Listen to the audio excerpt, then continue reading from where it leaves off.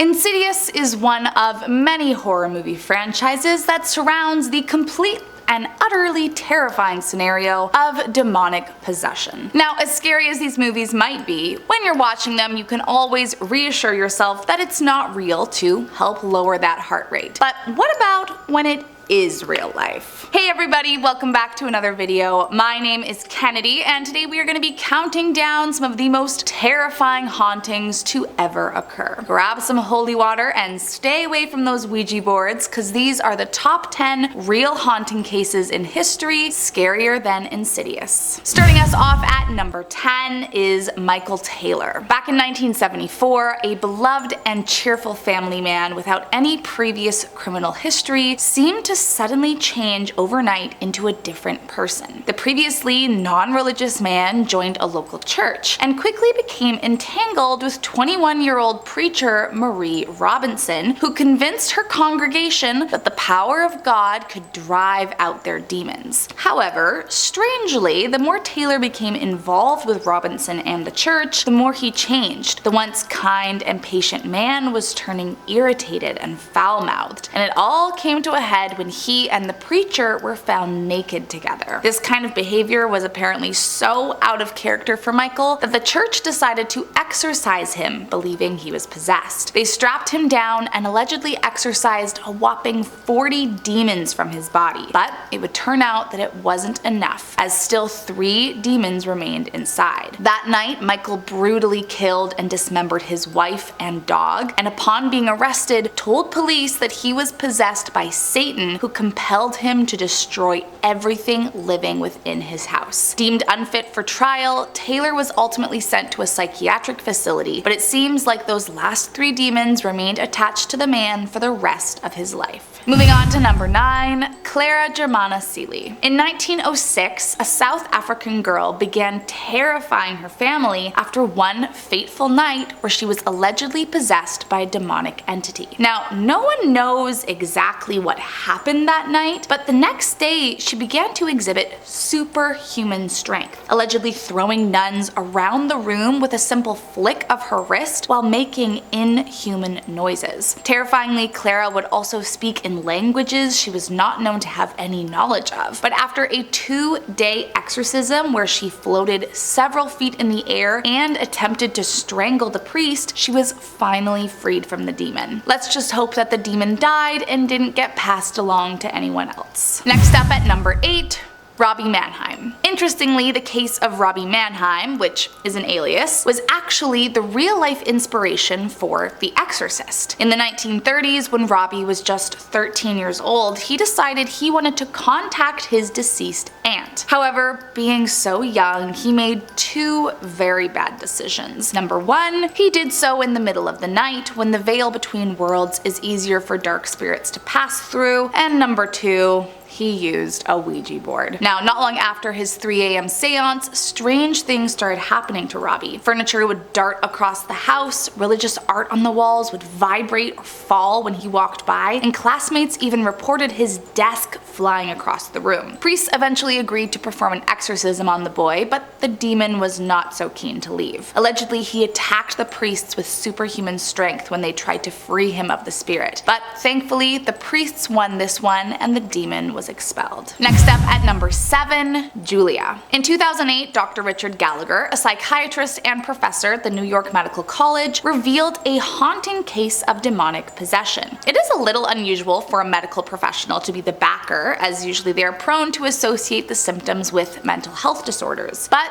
Julia was a special case. Dr. Gallagher said she would change her voice drastically out of nowhere, from a high-pitched squeal to a deep, manly guttural sound. She was known to speak in tongues and reveal personal knowledge about others in the room that had never been divulged to her. Often she would levitate off the ground and was even able to throw objects across the room with her mind. Eventually, at a loss for what to do, Dr. Gallagher attempted calling in a priest to perform an exorcism. But this made matters even worse, as it clearly bothered the entity possessing Julia. Allegedly, during the attempted exorcism, the demon said they would be sorry for their actions to try and get rid of it. Apparently, Julia continues to display signs of possession to this day and terrifies all that try to fix her condition. Moving on to number 6, Annelise Michel. A truly tragic story from 1975, Annelise Michel is one of the most well-known stories of demonic possession to this day. She grew up a devout Christian, but strangely one day when she was 16, she passed out, and when she woke, she was never the same again. Originally diagnosed with epilepsy and depression after a series of terrifying convulsive episodes, Annelise believed she was possessed, and so her family began looking for alternate methods to heal her, along with encouraging her to stop taking her medication. After a long search and many turning them away, they found 2 priests who agreed to perform exorcisms on her, and in fact ended up performing a whopping 67 sessions over 10 months. During one exorcism, a demon allegedly spoke through Annelise, saying, "People are stupid as pigs. They think it's all over after death. It goes on." As the months went by, she stopped eating as the demons instructed her, and eventually died of malnutrition. In the end, the involved priests were convicted with manslaughter and condemned for encouraging the young woman to stop her medication. Even so, the case of Annelise Michel has remained one of the most horrifying cases to date. Moving on to number 5, the Smurl family. In 1974, the Smurl family moved with excitement to a new home in West Pittston, Pennsylvania. But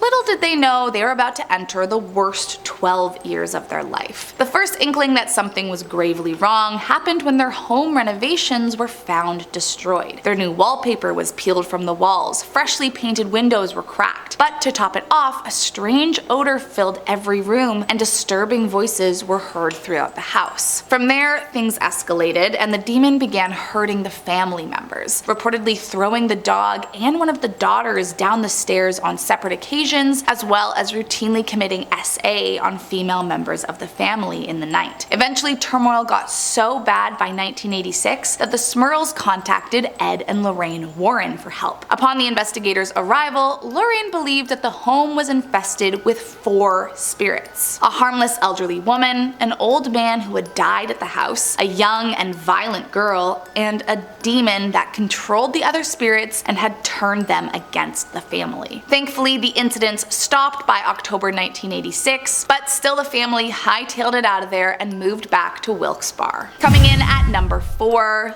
the Armstrong Street House. In 1970, a couple named Anne and Roger Brock moved their family into a beautiful 4-bedroom house in Kokomo, Indiana. The family didn't have a ton of money, but they were able to score the house for just $5 grand, which, in hindsight, could have been a clue. Mere hours after the family moved in, they began to experience strange things. Lights were flickering and noises were appearing, but they brushed it off as nothing. Then one night, one of their daughters, Lana, was awoken by sudden shaking all around her bed. She thought it was an earthquake at first, but then she looked out her window to see a strange man, seemingly drenched, standing right beside her bedroom window, staring at her. Lana freaked out, but then as quickly as he appeared, he was gone. This became routine for poor Lana, and demons started haunting her every night. One night, she heard a knock at her door, and assuming it was her parents, she went to answer it, only to have her mouth covered by an invisible hand. She tried to scream, but the hand wouldn't let her. Suddenly, her dog appeared and distracted the entity, allowing Lana to scream for help, but this only angered the spirit. To get back at her, it picked up the dog and threw it out the window, sending it plunging to its demise. Years later, they learned that someone was killed in the house, which could explain their haunting, but still, not a single family member has ever dared to return. Moving on to number 3, the House of Death. Once the home of actress and poet Jan Bryant Bartel in the 60s, this house holds a reputation for housing some of the most demonic entities in all of New York City. Within weeks of moving in, Jan knew something was deeply wrong with the house. She would often feel the touch of an icy hand across the back of her neck or hear footsteps follow her around the empty house. The house always reeked like something was rotten or dying, and her dogs were always barking into nothingness. Then one day, one of her dogs died out of nowhere, so she decided to take matters into her own hands and called a psychic medium. But this only angered the demons living inside. During the first session, the medium went into an unusual trance, speaking about the hundreds of bodies buried underneath the house. Jan knew it wasn't the medium speaking, and it was then that she learned how many people had been killed or taken their own lives while living here. Then, all of a sudden, the medium's eyes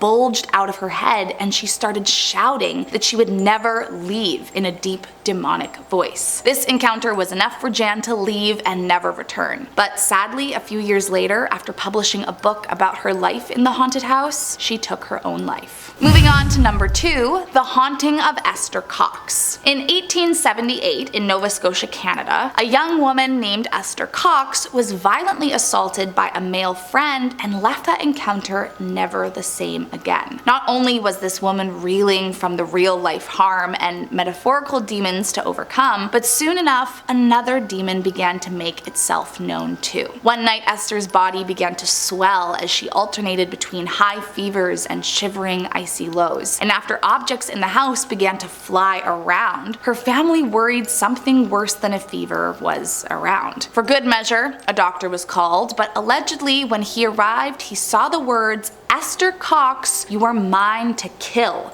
appear on the wall at the end of her bed. Once Esther had a semblance of energy, she tried to move, but she quickly discovered the demon was not attached to the house, it was attached to her, and was following her no matter where she went. Among the demon's tactics were the setting of small fires, one of which burned down Cox's host's farmhouse and resulted in her serving jail time for arson. Eventually, attempts to communicate with the spirit through seance and spirit rapping revealed that there were at least 5 different ghosts following Cox around for unknown reasons. And last up in our number 1 spot, Maria Jose Ferreira. In 1965 Brazil, a young girl by the name of Maria Jose Ferreira tragically became the target of a malicious poltergeist. In the beginning, the angry spirit would manifest stones and bricks out of nowhere and target Maria with various attacks. These included scratches, slaps, and bites, which often left her battered and bruised. She was confused, and her family couldn't understand what was happening to her or why this demon had chosen her as a target. So they decided to call upon an exorcist to see if they could free their sweet girl from the demon's grasp. But sadly, a visit by an exorcist did little to help, but instead provoked the spirit even further, to the point where it was setting Maria on fire in public places, in full view of many witnesses unconnected to the case. Now at a loss for where to turn, the family brought their daughter to a medium for answers, and it was here the medium claimed that Maria had apparently been a witch in a previous life, and was now being tormented by the spirits her previous incarnation had sent to their deaths with black magic, the poltergeist being one of them. The medium implored the spirits to leave the innocent girl alone, but